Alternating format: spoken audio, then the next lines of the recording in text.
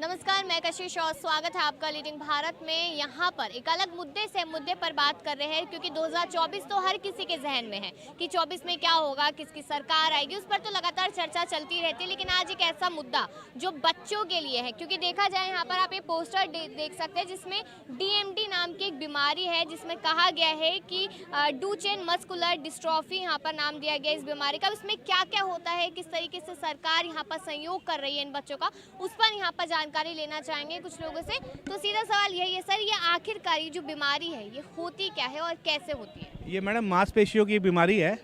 इसमें जब बच्चा पैदा होता है तो नॉर्मल 5 साल तक तो नॉर्मल बच्चों की तरह होता है, लेकिन उम्र के साथ साथ उसकी मांसपेशियाँ कमज़ोर होती जाती है। जैसे ही बच्चा 8 साल का होता है उसकी कमर में करव आ जाता है, कमर अंदर की तरफ बेंड हो जाती है। 12 साल की उम्र में बच्चा व्हीलचेयर पे आ जाता है और 20 साल से पहले उसकी डेथ हो जाती है।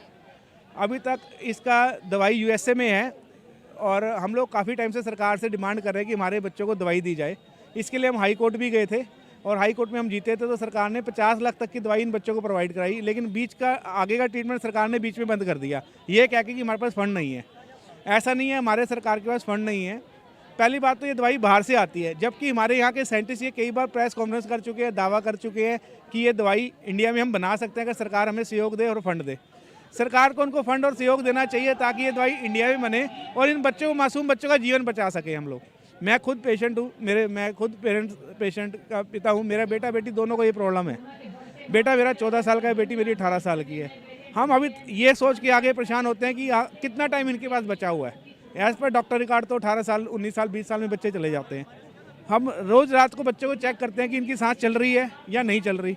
तो आप लोगों ने सरकार को क्या कहा है, अपनी बात कैसे रखी है उनके सामने? मैडम हम लोग ने JP नड्डा जी को ज्ञापन दे चुके हैं, अपना अमित शाह जी को दे चुके हैं। हम लोग जंतर मंतर पे 2 दिन का प्रोटेस्ट करके लास्ट ईयर करके गए थे हम लोग मार्च में, और सब जगह हम ज्ञापन दे चुके हैं। स्वास्थ्य मंत्री को एक दिन में 1,000 मेल कर चुके हैं, ट्वीट कर चुके हैं, 10,000 लोगों ने लेटर लिख चुके हैं, लेकिन हाथ खाली हैं अभी तक। हमारे कुछ साथी तो पिछले 1 साल में 20 से 40 बच्चे तो हमारा साथ छोड़ के जा चुके हैं, जिनको हम बचा नहीं सके। और हम बड़ा अफसोस है कि सरकार ने भी उन बच्चों के लिए कुछ नहीं किया। आपने पहले इस बीमारी के बारे में पढ़ा था, सुना था, अचानक से ये बीमारी इस तरीके से बढ़ रही है?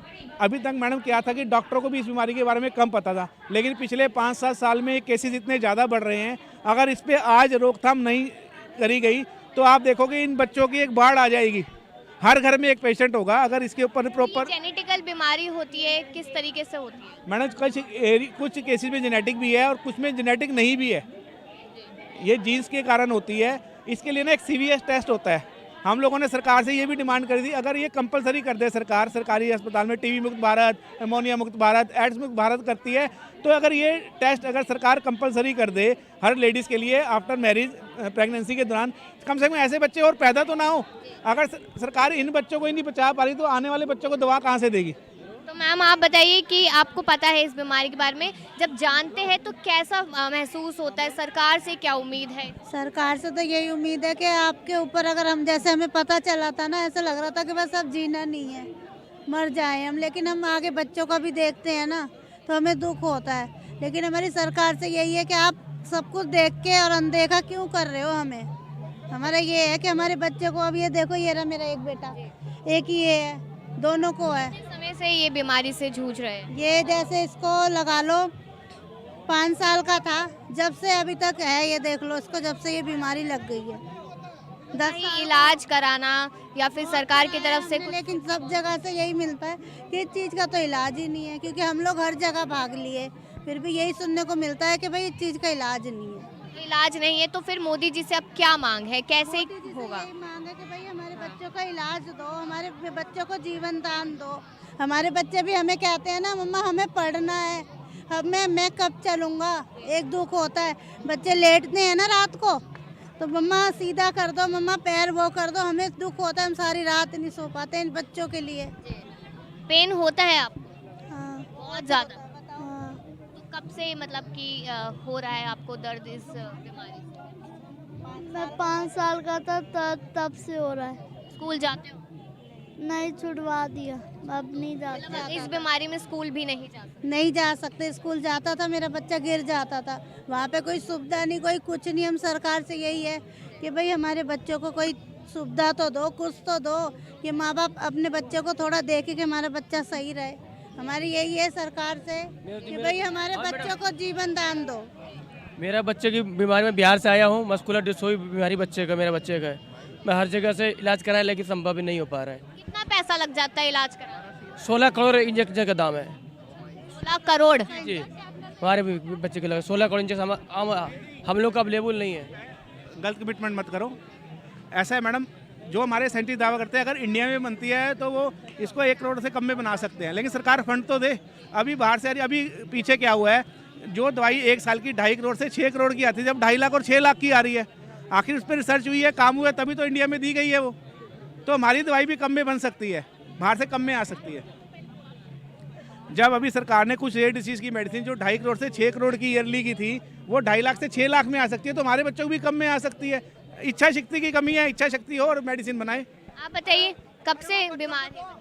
ये बच्चा मेरे बीमार है, पता लगा है 5 साल 6 साल की उम्र में। 6 साल की उम्र से। कितना पैसा लग चुका है अभी तक? पैसे तो नाम मत लो मैम, अनगिनत लग चुका है। इन्हें तो पैसा लग रखा है, बहुत पैसा। सरकार की तरफ से मदद नहीं मिल रही। कुछ मदद नहीं है, सरकार की तरफ से कुछ मदद नहीं है। जाते हैं कोई चीज़ मदद नहीं मिलती। मैं सरकार कितना ही बोलते हैं सब बच्चे की इलाज करवा दे, मोदी सरकार कितना ही बोलते हैं सब बच्चे की इलाज करवा दे, सब बच्चे ठीक हो जाए। तो आप लोग यहाँ पर देख सकते हैं कि साफ तौर पे यहाँ पर इस बीमारी के बारे में बताया गया है। बताइए। मैं छपरा जिला बिहार से आया हूँ। मैं भरत कुमार गुप्ता मेरा नाम है। पिता अनुराग कुमार, एक बेटा है और एक बेटी है। मेरा बेटा को डीएमडी है 5 वर्ष से, और इसका ट्रीटमेंट मैं एम्स दिल्ली में भी दिखाया, पीजीआई लखनऊ में भी दिखाया, कोई इसका इलाज नहीं है। हम मोदी सरकार से नर्म निवेदन करता हूं कि भारत में जल्द से जल्द दवा बनाए और हम लोग बच्चे को जीवन दान दे। जिस बच्चे को ये रोग हो जाता है 5 बरस के बाद वह चलना फिरना बंद कर देता है, गिर जाता है। बाप माँ दोनों आदमी उसकी सेवा में लगा रहता है, उसका उठाता बैठाता है, पैखाना करने में भी दिक्कत होता है। और 10 से 15 साल होते होते 15 साल के बाद वो मौत के मुंह में चला जाता है। तो इसी ये बीमारी कोरोना से भी ज्यादा खतरनाक है। बहुत खतरनाक है, इसकी जानकारी देश में नहीं है। हम लोग अब सारे जितने भी बंधु हैं आपसे नर्म निवेदन करता हूं कि ये मोदी जी के पास ये मैसेज जाए और इस दवा को जल्द से जल्द बनाएं कि हमारे बच्चे को जीवन दान मिले। बिल्कुल, यहाँ पर तमाम लोगों ने अपनी राय रखी है इस मुद्दे को लेकर, जो डीएमडी करके जो बीमारी है, लेकिन देखा जाए यहाँ पर देश में इसकी दवाई ही नहीं है, तो कैसे इलाज होगा। मोदी सरकार से लगातार यही मांग की जा रही है लोगों की, और खास करके जो पेरेंट्स हैं, क्योंकि उम्र 5 साल से खराब होनी शुरू होती है। 20 साल में बच्चा छोड़ देता है इस दुनिया को, तो देखना होगा कि आखिरकार क्या होता है आने वाले टाइम में, क्या इनकी मांगी पूरी होती है या नहीं। आप लोग अपनी राय जरूर दें। तमाम खबरों के लिए देखते रहिए लीडिंग भारत।